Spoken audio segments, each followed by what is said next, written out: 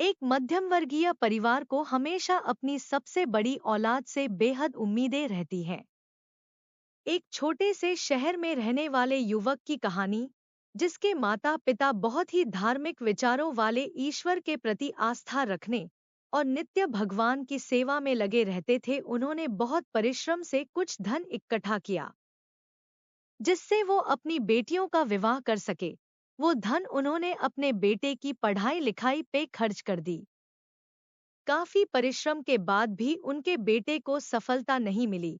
ऐसे कई वर्ष बीत गए पर उसे आजीविका का कोई साधन नहीं मिला, और विवाह की उम्र भी निकल गई।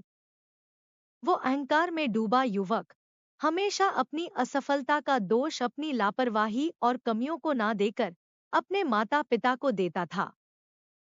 परंतु उसके माता पिता ने उसके उज्जवल भविष्य के लिए कोई कसर नहीं छोड़ी थी। लड़का हमेशा दूसरों की निंदा करता और ईश्वर को भी दोष देता।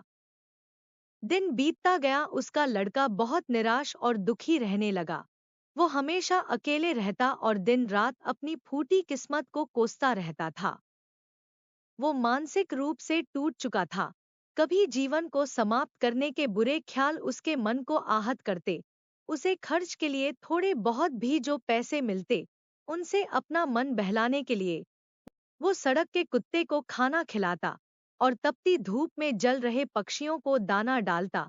ये उसकी रोज की दिनचर्या बन गई।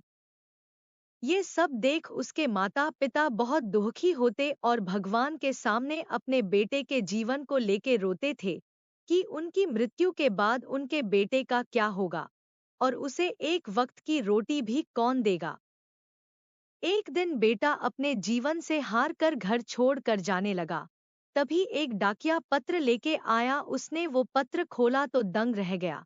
वो उसकी नौकरी की नियुक्ति पत्र था, जो काफी वर्ष पूर्व दिए परीक्षा का परिणाम कई वर्षों बाद आया। वो स्तब्ध सा रह गया। उसके माता पिता के आंखों से खुशी के आंसू निकल पड़े।